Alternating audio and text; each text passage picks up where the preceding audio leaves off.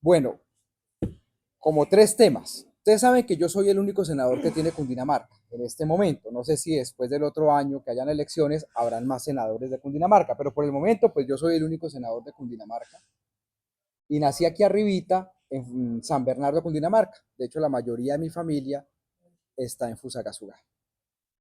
Entonces, varios de mis compañeros y compañeras, como la diputada del Verde ahorita, una vez me dijeron, usted no haga lo que hacen todos los senadores de voto de opinión, que es que se dedican a Bogotá, Medellín y Cali y se olvidan de la región, porque a nosotros nos toca vivir la región. Entonces, lo que yo me he dedicado a construir estos 3 años y de ahorita y a seguir construyendo es todo el departamento de Cundinamarca, recorrerlo, claro, armando equipos, obviamente, pero sobre todo conociendo las necesidades y demás. Si ustedes siguen mis redes sociales, por ejemplo, hace 2 semanas estuve en mi región, en el Sumapaz, y se anunciaron inversiones por más de 10.000 millones de pesos en temas de hospitales, en temas de puestos de salud y demás. Entonces, estoy haciendo un recorrido, además de todo el trabajo que hago. Ustedes seguramente me preguntarán ahorita quién gana mañana el Senado, quién gana mañana la presidencia de Cámara, las leyes, de eso voy a responder todo, pero comienzo diciendo, estoy recorriendo toda esta región para conocer los temas, las problemáticas de cada una de las subregiones que tiene el departamento de Cundinamarca. Entonces, por ejemplo, Girardot, me han hablado de la plaza de mercado, el problema por ser patrimonio cultural, me han hablado de la ausencia de una petara acá, por ejemplo, en el caso de Girardot. Obviamente, todo lo que tiene que ver con el aeropuerto, que eso sí recibí alegaciones de todos los municipios hablándome del aeropuerto, porque la inversión que están haciendo, y pues que esto no es un aeropuerto solo de entrenamiento, me han hablado duramente sobre los temas de vías rurales, que ustedes saben que todo el departamento está afectado. Entonces, en general, estoy conociendo la problemática. Y obviamente ese trabajo que tengo en la región me lleva, pues no me quita el trabajo nacional que estamos haciendo. Ustedes saben que yo soy hasta mañana, mentira, hasta el martes, presidente de la Comisión Primera del Senado, que es la comisión más importante, la de Asuntos Constitucionales. Ya el 20 de el martes la dejo. Y obviamente pues estamos en todos los temas de jurisdicción agraria, el Estatuto de Paz, que aquí están en convulsión los medios de comunicación nacionales preguntándome sobre mi opinión sobre eso y demás. Entonces aquí yo estoy abierto a que ustedes me pregunten todos los temas nacionales. Un último asunto, además del recorrido que he hecho por la región, eh, pues he llamado amigos y amigas que conozco acá para preguntarle las opiniones sobre los diferentes temas. Entonces, por ejemplo, eh, el tema de la Plaza Mercado, que es un patrimonio cultural. Entonces yo le pregunto a mis amigos, a mis amigas, oye, ¿cuál cree usted que es la solución más importante ahora que eso está en el Ministerio de Cultura? Ese es un tema que yo creo que ya con la autorización que hay se pudiera intervenir. El caso de la Petar es un poco más difícil porque pues hay un crecimiento desbordado de toda esta zona por temas de apartamentos. Ustedes saben esto mejor que yo. Y eso es un tema que hay que cambiar todo el sistema de alcantarilla, de acueducto y demás, pero pues también a mí me han pedido. Y lo del aeropuerto, el gobierno nacional tiene muy presente el tema del aeropuerto. Ustedes saben que Girardot fue una de las sedes de ese plan de desarrollo que hizo el gobierno Petro, y aquí creo que fue Gustavo Bolívar, si no estuvo mal, cuando todavía era congresista. Es un tema muy presente. Lo que yo he entendido es que hay un tema, es un estudio que hay que hacer de carga de gente, y lo segundo es un tema del plan maestro. Yo en eso me comprometo a averiguar qué es lo que está pasando. Yo comparto que esto, más que un aeropuerto para temas de entrenamiento y demás, tiene que ser un aeropuerto alterno al Dorado, que está colapsado, sobre todo, por ejemplo, en temas de carga, algunos temas de pasajeros, pero bueno, en eso estoy. Eso es lo que estoy haciendo acá. Y hay una cosa que está pasando en todo el país, una última cosa que quisiera mencionar, el tema de seguridad. Todo el país está afectado. Cundinamarca particularmente con el departamento de Boyacá, son dos departamentos que tradicionalmente son los más pacíficos de todo el país. Sin embargo, pues hay una preocupación aquí particularmente en esta zona y particularmente en Girardot, con los temas de seguridad. Yo soy consciente de lo que está pasando en los temas de sicariato, las versiones que hay, porque en denuncias no, sobre los temas de extorsión. Y yo en eso me comprometo, yo que soy, durante tantos años trabajé en eso, me comprometo a hablar con el ministro de Defensa para hacer un plan a esta zona, porque particularmente el tema de extorsión es el que más me está preocupando, porque veo que no hay denuncias, pero que todo el mundo se queja de eso. Listo. Pregunten lo que pueda, si yo lo sé, lo contesto, si no, pues llamamos a un amigo. Senador, ya que usted ha tocado el tema que dice que los medios nacionales están llamando para hablar del estatuto de la palabra. Abortos, ¿no? Fernando. Gracias. Buen día, senador Fernando Mancera de Buenas Noticias. Su opinión sobre el estatuto de paz. Lo ha planteado el gobierno nacional y pues hoy ya tiene la opinión pública hablando sobre el particular, sobre todo en que algunos manifiestan que hay grandes beneficios para los grupos al margen de la ley. Hoy en lo que conoce, ¿qué nos puede decir referenciar sobre el mismo? Bueno, entonces listo. Rapidito. En el año 2022, apenas llegó el gobierno Petro, se aprobó una ley que es la prórroga de la ley de orden público, conocida como la ley de paz total o la 2272. Esa ley otorga dos caminos para el sometimiento a la justicia y los procesos de paz. El camino tradicional de los procesos de paz, donde está lo del ELN, y el camino del sometimiento, que es la persona criminal entrega verdad y entrega bienes y el Estado le devuelve una reducción de la pena. Para este segundo camino, la Corte Constitucional en una sentencia le dijo, usted tiene que hacer un marco jurídico antes de hacer cualquier negociación. ¿Eso qué significa? Que si el Estado quiere, no estoy diciendo que si sea bueno o sea malo, sea bonito o sea feo, si el Estado quiere terminar una negociación con el Clan del Golfo, los conquistadores de la Sierra, chotas, espartanos, oficina de Envigado, costeños rastrojos, con cualquiera de esos grupos, si el Estado quiere hacerlo, tiene que hacer un marco jurídico. No puede negociar sin el marco jurídico. Y es un marco jurídico para el futuro.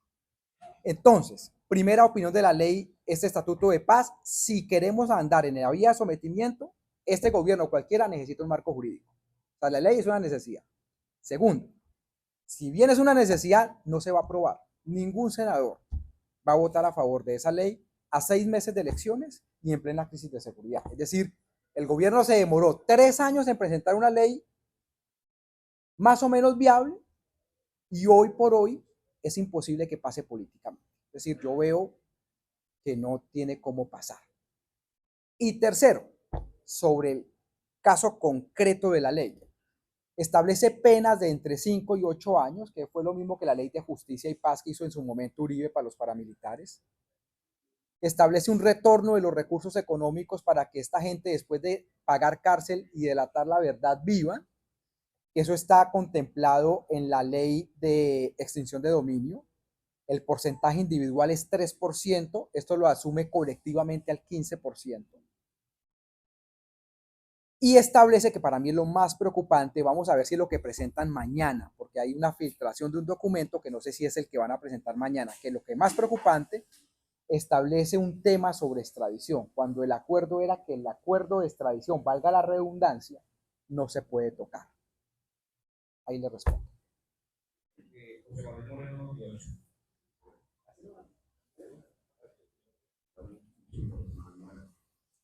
Hay temas que nosotros vamos a tener también de la seguridad, pero allí podríamos incluir tres temas que es Extorsión. Y también algunos puertos secuestros. Me preocupa cuando dos temas, es decir, uno, no se lo debe llevar, o eso que vamos a ver. Y dos, una comercial lo tenía hace 2 años, pero sabemos como analista, ¿qué puede estar pasando? Porque si hay muchos, nosotros nos dicen, mire, no tiene tal grupo ahí, pero en otros casos específicos que queremos ver más, estamos como en el 5.000 que puede estar pasando. Esto se lo respondo como analista y no como político, para que tengan cierta consideración cuando saquen la nota. Mire, Colombia tiene un deterioro de seguridad de 7 años. El gobierno Duque le fue muy mal, no hizo nada en materia de seguridad y el gobierno Petro tampoco. Entonces hay un deterioro de la seguridad de 7 años. Y ese deterioro de la seguridad en este semestre está llegando a su punto más alto. Colombia tiene 1.122 municipios, poco más de 1.100, y de esos hay 300 en este momento muy afectados por la violencia. El corredor pacífico, que es desde Tumaco, Nariño hasta Río Sucio, Chocó, el corredor de los sures, sur de Córdoba, sur de Bolívar, Catatumbo, sur del Cesar, y un pedazo de la frontera entre Colombia y Venezuela de los Llanos Orientales. Ahí están ubicados los 300 municipios muy afectados por la violencia. Entonces, lo de Cundinamarca, si bien se ha agravado, no es nada comparado a lo que vive en otras zonas del país. Digamos, esto es un remanso de paz. ¿Qué es el fenómeno que tenemos en esta zona? Que contempla parte de los municipios del norte del Tolima y esta zona de Cundinamarca. Ahí hay dos fenómenos muy delicados. Uno primero es que esto es un corredor, todo pareciera indicar que es un corredor de narcotráfico, de tráfico de drogas, y lo distribuyen en pequeñas ollas en las ciudades más turísticas, otras las suben a Bogotá. Pareciera que hay un corredor ahí de narcotráfico. Como el narcotráfico el año pasado cayó de precio tanto, entonces las bandas comenzaron a extorsionar y secuestrar porque no estaban recibiendo plata. Eso pasó en todo el país, no es acá, sino en todo el país pasó. Es decir, el precio de la pasta base de coca estaba más o menos en 3.200 pesos. El año pasado cayó como a 1.600 pesos. Y entonces las banditas que venden aquí droga se vieron sin plata. ¿Y qué reaccionaron? Secuestrando y extorsionando. Por eso departamentos, por ejemplo, como el Huila, están totalmente extorsionados por ese tema. Entonces, esta región no es ajena a eso. Y lo que prima son tipos de secuestro express, con una particularidad. Y es que estas banditas secuestran a alguien, si no pagan el rescate lo terminan vendiendo a un grupo grande. Y ahí ya la cosa se pone mucho más complicada. Entonces, seguramente lo que está pasando aquí es esa situación. Y el otro problema, como es un corredor de narcotráfico y están peleando por plata, pues hay sicariato, que es creo que el gran problema que está afectando ahorita, al menos estadísticamente, esta región. Eso es lo que yo le respondería como temas de seguridad. Ahora, una última cosa, mire, esto no se va a solucionar de un día para otro. Y todos los candidatos presidenciales que yo veo y candidatas hablando de materia de seguridad solo tienen lugares comunes. A ninguno le he escuchado una oferta seria en materia de seguridad. Todos dicen, vamos a hacer cárceles, vamos a cambiar el código penal, hay que darles balín, hay que darles plomo. Uno le dice, pero ¿qué va a hacer? Y ahí todo tambalea. Entonces mi preocupación inmensa es porque yo no veo a ningún candidato o candidata seriamente hablando de una oferta de seguridad. Bueno, listo, ya. Buen día, el Margario Paul Gutiérrez de Free Publicación. Dos preguntas, pero no me quiero alejar de esa respuesta para poder enlazarla, y es, ¿qué propone usted como analista y como experto en el tema de violencia urbana, sobre todo, que se debe hacer en los municipios para mitigar y para disminuir el porcentaje de sicariato que se presenta? ¿Y la otra cuál es? Y la otra tiene que ver con la paz total. Entonces, esperemos un segundito, una por una. Bueno, Por eso, vamos a la pregunta. entonces sí, de acuerdo. Entonces, yo soy candidato, seré candidato a Senado el otro año. Pero si fuera candidato presidencial y ganar la presidencia, yo haría las siguientes 5 cosas. Lo primero es, después del escándalo de las carpetas que chuzaron periodistas, la inteligencia se dispersó en 3 entidades. Entonces hay que crear o reagrupar la inteligencia, porque la única forma de combatir el crimen urbano, hay que tener más policías, eso no lo niego, pero la única forma de combatirlo es con inteligencia. Entonces hay que crear un cuerpo de inteligencia conjunto y eso vale 2 billones de pesos en equipamientos. Reconstruir la inteligencia militar y policial. Segundo, modificar el plan de vigilancia por cuadrantes. La policía hace más o menos unos 15 años creó este plan de vigilancia por cuadrantes que fue bastante exitoso, tengo que decirlo. pero ya está al límite. Yo les digo una cosa, por ejemplo, Bogotá. Los mayores concentración de delitos ocurren en Transmilenio y el cuadrante es estático y el sistema de Transmilenio es así. Entonces, si usted no modifica el plan de vigilancia por cuadrantes, frito. Tercero, hay que incrementar unos 30.000 policías más, hay que tener un plan de reclutamiento muy duro. Hoy no es como antes, porque la gente ya no quiere ser policía como antes, y lo segundo es que hay mucho policía que se quiere pensionar y no hay plata cómo reemplazarlo, pero hay que meter unos 30.000 policías. Lo cuarto, que es el tema urbano. Para las estructuras criminales urbanas, la única forma, además de inteligencia, es crear unos cuerpos, unas fuerzas de tareas contra organizaciones criminales. Me explico. Hoy en día Colombia tenía fuerzas de tarea contra, o una fuerza de tarea en el norte del Cauca. Pues eso es estático. Entonces, lo que nosotros estamos proponiendo es cree una fuerza de tarea, por ejemplo, contra el Clan del Golfo, otra contra el Costeño Rastro, o sea, que tenga jurisdicción nacional, y si no va a ser imposible por los temas de corrupción. Y lo quinto, eh, yo sí creo que a nosotros nos toca hacer una planeación regional en materia de seguridad. Y por ejemplo, un foco debe ser Girardot. Fusagasugá tiene el mismo problema y desafortunadamente todo lo estamos concentrando en Soacha, en la región de Sabana Centro, y el resto no se está dando cuenta. Pero esto que estoy proponiendo no se lo he escuchado a nadie. Y mira, no estoy proponiendo cárceles. Tal vez haya que crearlas, pero para mí ese no sería un objetivo, porque pues hoy en día el crimen reemplaza rápidamente a la gente que uno coge presa, entonces es más fácil combatir las cadenas criminales. ¿Y el tema de paz total cuál es? Pero, si me permite, no quiero ser abusivo con los compañeros. La cultura no hace parte,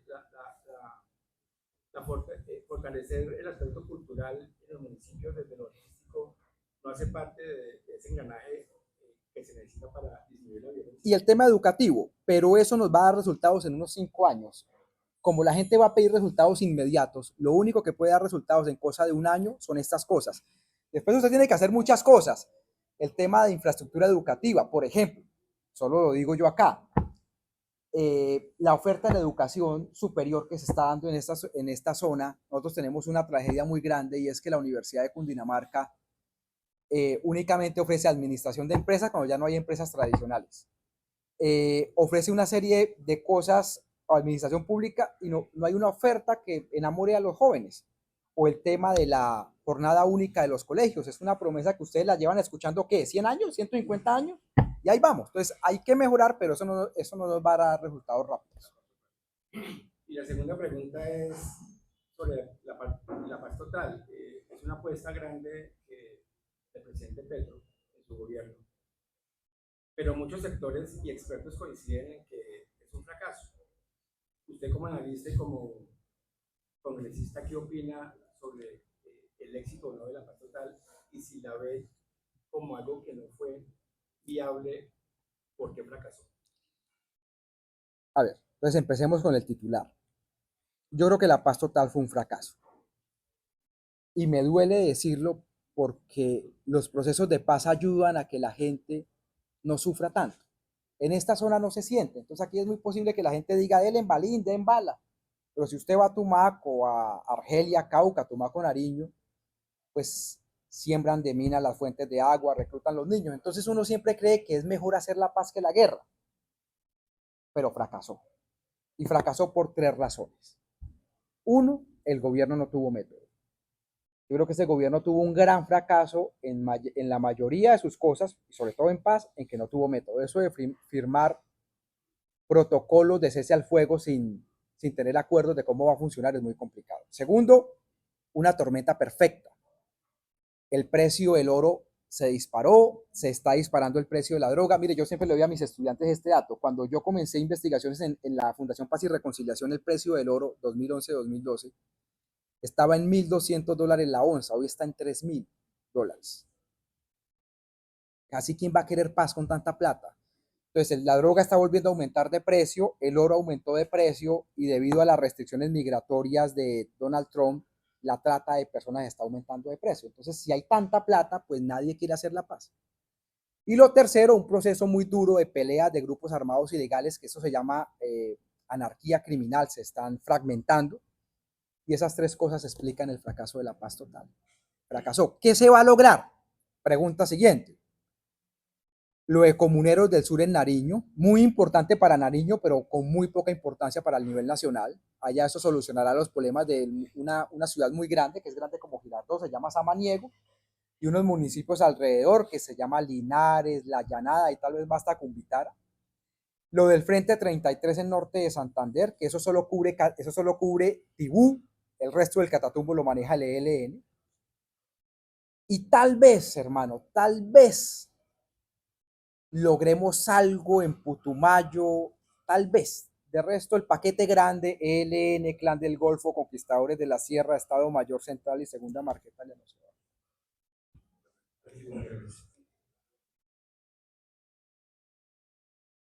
El Senado, usted mencionaba que ha hecho un recorrido en estos días por el territorio, conociendo las diferentes problemáticas que han estado viviendo todos estos años.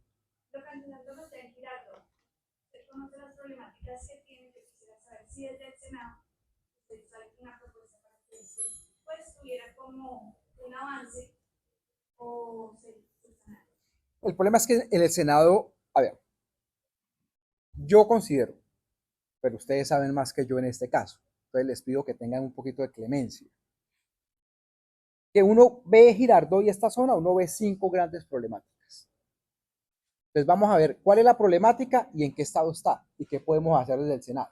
Solo hay una donde nosotros podemos hacer muchas cosas, lo demás depende del alcalde, del gobernador y del presidente, porque ya no, y de los ministros, obviamente. Entonces, problemática número 1, y que creo que es la más sentida que tiene esto, es el tema de agua y el tema de la contaminación del Magdalena y el tema de que no hay una petar y el crecimiento desbordado de unidades habitacionales.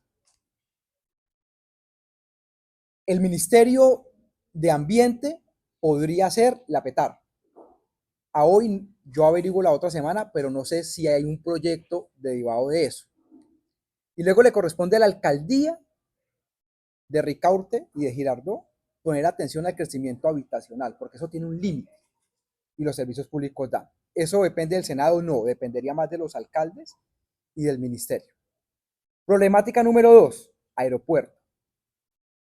El aeropuerto, el problema es que hubo una persona, pero no quiero dar nombres para no generar aquí polémica, que no tuvo la visión de tener un aeropuerto alterno al aeropuerto El Dorado y pensó que era mejor tener un aeropuerto de entrenamiento y de paseo,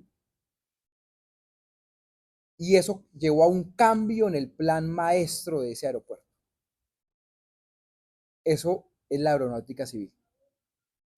¿Cuál es el lío? Que hay una inversión ya que es de como de 50.000 millones de pesos para la versión del aeropuerto pequeño y no el aeropuerto grande. Pero hoy toda la gente me ha hablado de eso, tendré que averiguar. Tercer problema, la plaza de mercado, que es patrimonio. Ustedes saben que es patrimonio, o sea, cuando algo es patrimonio no se puede tocar, así uno quisiera no se puede tocar.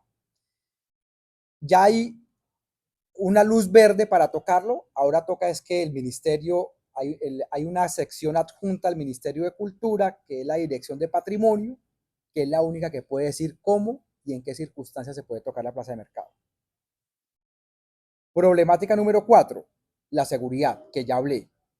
Ahí lo que yo puedo hablar, eso sí nosotros podemos hacerlo, es con el ministro de Defensa y demás, para intentar resolver el tema. Ahí hay un problema, y es que todos los alcaldes sienten necesidad de hacerlo. Por ejemplo, yo hablo de mi región, aquí arribita, Fusagasugá. Ustedes saben que hace un mes mataron el director de Fiscalías de Cundinamarca en Fusagasugá, por un fleteo, dicen. Otros dicen que no, que era un atentado. Entonces, uno va por todos los pueblos y por todas las ciudades y todos tienen el problema de seguridad. Y el quinto asunto es la recuperación, no, lo digo mal.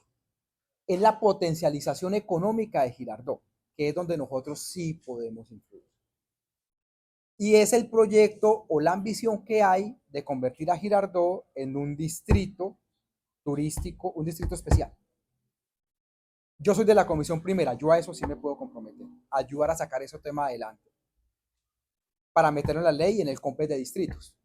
Y eso sí le permitiría a Girardot tener unos recursos económicos más, calculo, abuelo de pájaro, un 20-22% más de recursos que lo puedan invertir. Esa sí es, digamos, competencia nuestra.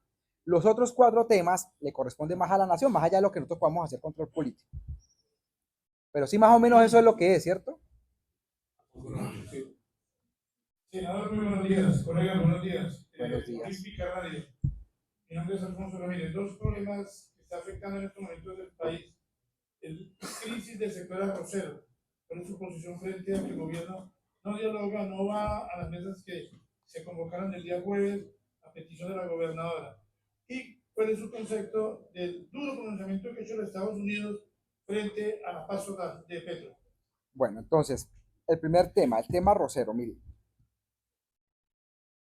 Entonces, quiero explicar cuál es el problema y después explico qué ha hecho el gobierno y después les digo qué creo yo que hay que hacer. Entonces, problema número 1. El problema arrocero no es un problema de cosecha. Vamos, cuando hay papa, entonces el precio está muy alto. Lo que hace el Estado colombiano es que abre importaciones y traen papa del Ecuador y echan el precio hacia abajo. Ese problema está con el problema arrocero, sí, pero es un poquito más complejo. ¿Cuál es el problema? Que las grandes arroceras de Colombia han venido comprando arroz y lo tienen acumulado en las bodegas. Entonces, así nosotros detengamos la importación, hay un abastecimiento por lo menos de 8 meses en bodega. Es decir, a los cultivadores no hay quien les compre la cosecha, así paremos las importaciones. Y si las compran, como todo el sistema económico, sería tirando el precio muy abajo. Entonces el problema no es solo de importación, porque uno dice a la gente, no, que paren las importaciones. No, es mucho más complejo porque en bodega hay mucho arroz. ¿El gobierno qué ha propuesto? Un diálogo para comenzar a discutir un precio base del arroz. Y los campesinos pues tienen problema de eso ahorita, no una discusión que puede tardar un año. ¿Qué debería hacer el gobierno? Pues debería hacer un plan de compras y crear un precio base de ese arroz, como lo tiene la panela o lo tiene la leche. Ustedes saben que la leche hoy tiene un precio base que son creo que 1950, si no estoy mal. Debería ser lo mismo para el arroz. ¿Es fácil de hacerlo? No es fácil de hacerlo. ¿Por qué no es fácil de hacerlo? Porque las arroceras grandes no quieren. ¿Y por qué no quieren? Porque pueden comprar el arroz mucho más barato. ¿Y quién se jode? Pues el cultivador de arroz. ¿En qué se ha equivocado el gobierno? En que no ha tenido una propuesta audaz, sino solo va y escucha, y como no tiene una solución, no tiene una propuesta audaz. Frente al tema del pronunciamiento del gobierno Trump sobre Colombia, no, el problema, yo ya expliqué lo de la paz total, no vuelvo a explicarlo, pero el problema grave es que yo creo que nos van a desertificar en un mes. Y eso significa un montón de sanciones. Nosotros no habíamos sido desertificados desde la época Samper, creo que fue la última vez del proceso 8000. Y yo creo que eso va a tener un costo muy alto. Y ellos critican no tanto la posición de los Gabela, los bandidos. Claro, por eso. Y en la sanción de ellos va a ser la desertificación. Y yo creo que eso sí va a ser muy duro para nosotros. El otro año sobre todo va a ser muy duro, porque ustedes saben que la desertificación trae sanciones. Entonces sí, yo por ahí veo que es la mayor dificultad. Buenos días para todos, senador, buenos días, saludos cordiales a todos los colegas. Rafael Vargas de Radio Panamericana de Radio de la Ciudad de Carlos. Leo permanentemente los artículos, veo constantemente en todos los escritos. Recientemente usted, senador, manifestaba que en 3 años el gobierno del presidente Gustavo Petro no ha funcionado, pero también manifestaba usted que no lo han dejado trabajar, que la oposición no lo ha dejado trabajar. ¿Cómo clarificar esa coyuntura que se presenta, esto por un lado, senador, y por el otro lado, el tema de la violencia que está realizando en el país? Hoy por hoy la mayor parte de las estadísticas manifiestan que quienes están cometiendo los delitos son menores de edad. ¿Cómo fortalecer el tema, las sanciones para los menores de edad que están siendo instrumentalizados por las bandas delincuenciales, casos de la ciudad de Carlos? Ahorita acaban de matar un pelado de 17 años nuevamente, ¿cómo fortalecer desde el Senado y cómo modificar la ley de sanción para todo esto? Bueno, entonces, lo del gobierno Petro. Lo que pasa es que como la gente tiene preconcepciones y está tan radicalizado el país, o es una cosa o es la otra. Bueno, en la vida real son ambas cosas. ¿Al gobierno Petro le ha ido mal? Sí, le ha ido mal. Tener 40 ministros, pues, ¿qué política pública es estable? Acaban de anunciar la salida del ministro de las TIC, que lo cambiaron hace 4 meses, y el ministro de la Igualdad, que lo cambiaron hace 4 meses. Entonces, en la vida real hay un problema de ejecución y alineamiento de política pública. Pero también es cierto que no lo han dejado, digamos, también es cierto que le han puesto todas las trabas posibles para que no gobierne. Al final es así. Ahora, ¿qué decidió el presidente Petro? Hizo hacer campaña, y en eso es que está, y creo que no va a cambiar este año que queda. Y la oposición, que ha decidido ir a sabotear todo eso que hizo, por ejemplo, Cambio Radical esta mañana, yo nunca lo había visto.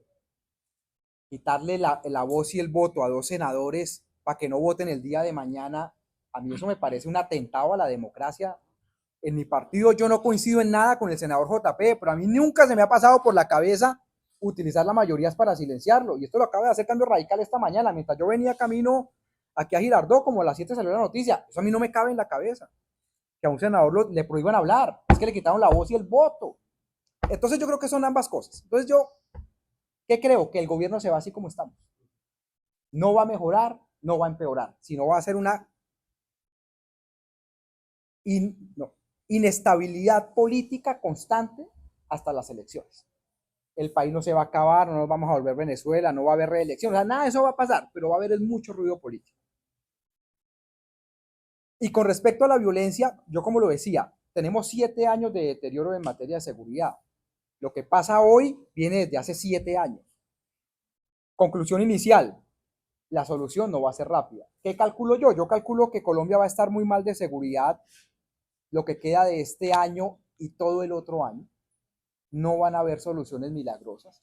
No creo que vayamos a estar peor. Yo creo que el número de municipios muy afectados por violencia seguirá siendo 300, un poquito arriba, un poquito abajo, pero no va a ser mejor. Es decir, no nos vamos a empeorar, pero no vamos a mejorar. Por ahí, desde mediados del otro año, esto cambia, no por la política pública, sino porque los criminales se arreglan, y en 3 o 4 años volvemos a tener otra crisis de seguridad. Por ahí vamos a durar unos 15 años con esta ola de violencia. Es más o menos el cálculo que yo le hago. El tema de los jóvenes, senador, modificar la ley para que... Ah, bueno, lo del tema del sistema penal acusatorio. Sí, qué pena que se me había olvidado. Colombia tiene una cosa que se llama el sistema penal acusatorio, que en la particular establece que todo menor de 18 años o persona que haya cometido un delito por debajo de los 18 años no va al sistema tradicional de justicia, sino que hay un sistema restaurativo que lo enmarca como una justicia alterna o más suave para los jóvenes. Hay una propuesta que es pasar esos 18 años, bajarlos a 14 o a 15, pero eso no va a solucionar el problema. Es más fácil solucionarlo, como lo decía su compañero acá, por vías de ofertas educativas, culturales, recreativas, porque si usted puede bajar como el sicario de Miguel Uribe, baje la edad, sí, pero pues sicarios jóvenes van a haber muchos, seguirán habiendo. Así usted capture este, hay otros 2000 que lo van a reemplazar. Entonces, si su pregunta es, ¿usted cree que van a modificar el Código Penal? Yo creo que sí, pero creo que no va a servir de nada. Creo que nos toca apostar a otra cosa. Eso, explico esto rapidito. Yo soy politólogo de la Universidad Nacional, ¿no? Entonces, en ciencia política hay un concepto que se llama populismo punitivo. Y es creer falsamente que si usted sube las penas, no, ya no pagas 20 años, sino vas a pagar 80 años, eso mejora la seguridad. No, eso no mejora, eso llena las cárceles, pero eso no mejora. Entonces, sí, yo creo que van a modificar el Código Penal del próximo gobierno, pero creo que si nosotros no cambiamos la política pública, no va a haber cómo, hermano. Sicarios como el que le disparó a Miguel Uribe en Bogotá deben haber 3000. Es decir, y usted vio lo que respondió en la entrevista ayer el muchacho. Hubiera sabido que era él, cobro más. Fue la única respuesta que dio. Entonces, pues dramática la cosa.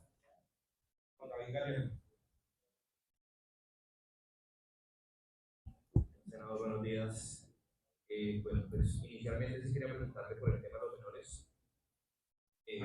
especialmente por Girardot. Hay una deuda histórica con el tema de menores y niños, por el tema de reclutamiento, un tema que en el país se ha visto hace muchos años, pero lamentablemente ese flagelo ya se trasladó a los sectores o a las regiones como Girardot.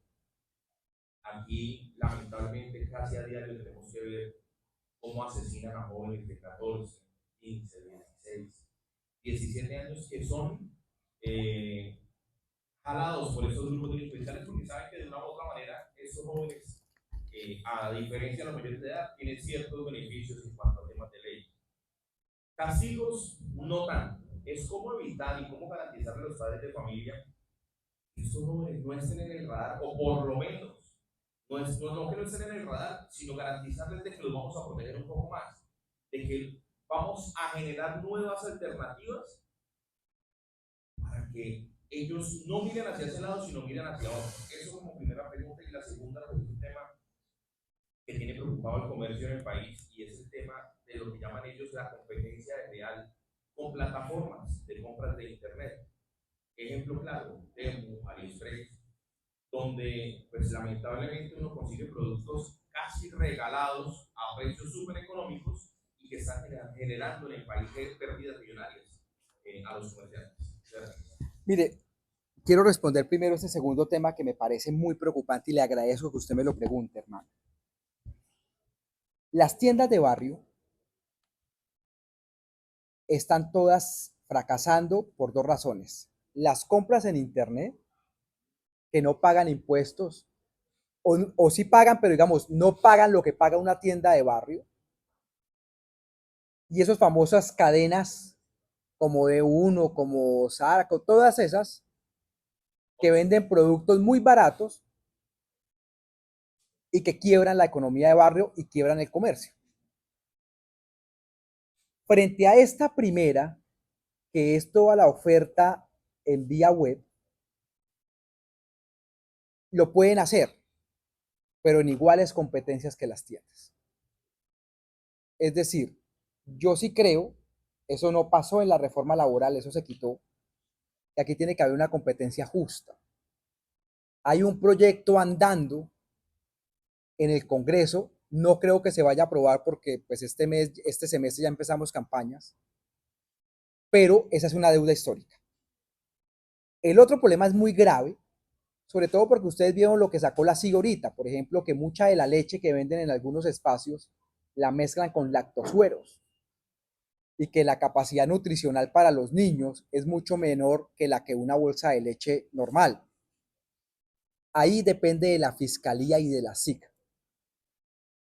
Porque es imposible que si un campesino tiene el precio de venta del litro de leche a 1950, en una tienda termine vendiendo el litro de leche a 1950. Usted sabe que ahí hay algo largo que está pasando, o están lavando plata, o le están metiendo lactosuero, algo no es normal, o sea, la gente. Entonces yo creo que eso depende mucho de la SIC y de la fiscalía. Pero ahí yo lo veo complicado. Y la segunda pregunta era sobre el tema de menores. La primera, que era en este caso la segunda que respondo, la primera que usted me hizo. El tema de menores. Mire, como en el gobierno Petro, el programa de Jóvenes en Paz era muy bueno, pero mal implementado. Yo sí creo que a un joven hoy es mejor que el Estado lo contrate y lo ponga a hacer algo, así le pague la mitad de un salario mínimo y le ofrezca un estudio, que tenerlo en la calle vagando. Yo sí creo eso. El modelo del gobierno Petro era una cosa que llamaban 3x3, que era 3 días de trabajo y 3 días de estudio. ¿Cuál es el problema? Que el Ministerio de la Igualdad fue un fracaso en la implementación. Es una muy buena idea con muy mala ejecución. Listo. Una última cosa, senador. Mañana se elige mesa directiva del Senado. Sabía que me iban a preguntar, esa era la que no quería responder. Bueno, listo. No sé si pueda contarnos por quién va a votar o si no le cambio la pregunta. No, no, tranquilo que yo no soy, yo en eso no soy tibio. Aunque soy de centro y me tiene de tibio, un lado y otro, pero en eso no soy tibio en mi posición. Cámara, yo creo que está resuelto y gana el gobierno con Julián Ritter López. Es un tipo del partido de la U, enemigo de Dilian Francisca Toro, pero de la U. Y yo creo que el gobierno ganó el pulso. porque el candidato que escogió la oposición fue muy malo, que era una persona muy cuestionada, Wilmer Carrillo. Entonces al final Wilmer Carrillo se termina bajando y ayer yo creo que Julián Ritter tiene las cosas ganadas, que es de gobierno. En Senado va a ganar una persona que yo nunca la he visto trabajar en el Congreso, casi nunca va, que es de oposición, es otro de Efraín Cepeda, que se llama Lidio García. Yo no voy a votar por Lidio García. Yo voy a votar por cualquiera que vaya en contra de Lidio García. Creo que a hoy es el senador liberal Alejandro Carlos Chacón, con quien hablé el día de ayer y a quien le voy a dar mi voto. Que es más probable que gane Lidio porque lleva la ventaja, sí, pero pues yo no voto por Lidio. Creo que ahí respondí. Eso me lo van a cobrar todo el día. ¿Listos? Muy bien, señores.